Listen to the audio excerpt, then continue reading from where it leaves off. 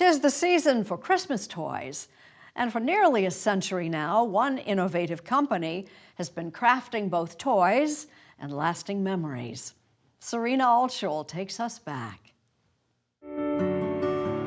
They are the touchstones of our youth. Little wobble. The rock-a-stack. The xylophone. And who makes our little people have such an interesting time?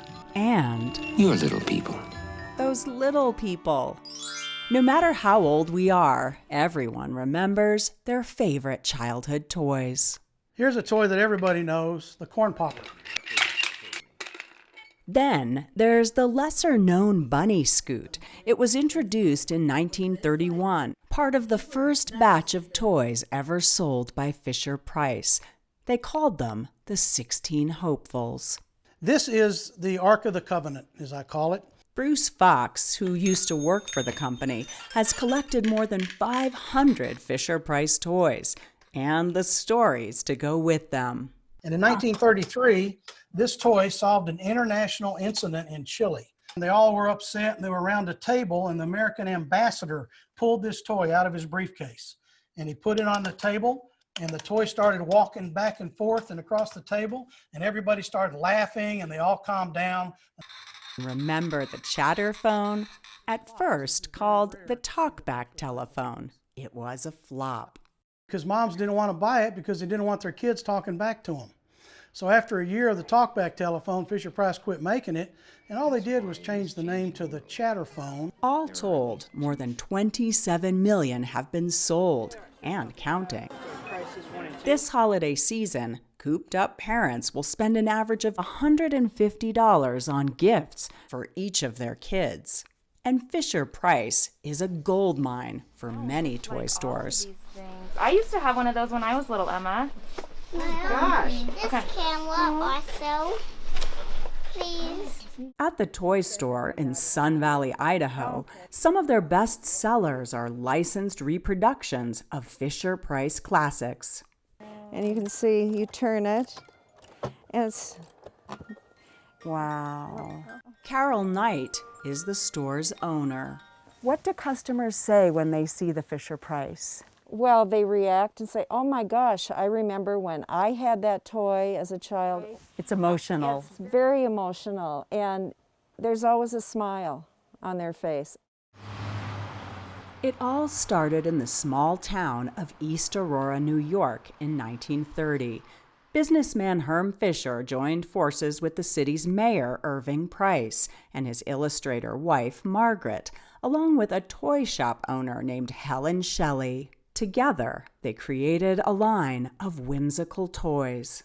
Just after they launched, there's a horrible snowstorm, and they know they have to make this delivery to Macy's. When you're a startup, even in 1930, you do what it takes. Chuck Scothen is Senior Vice President of Fisher-Price. They believed that toys were something that would make a difference in the world. During World War II, the company stopped making toys and started making aircraft parts and shipping crates for supplies. They really delivered the same premise of making great things. They just focused on supporting the war effort at that time versus focusing on toys. That ability to pivot served them well again this year. When the pandemic hit, the company released a line of thank you heroes and donated the proceeds. And with more parents working from home, Fisher-Price is keeping kids busy with toys that allow them to imitate mom and dad.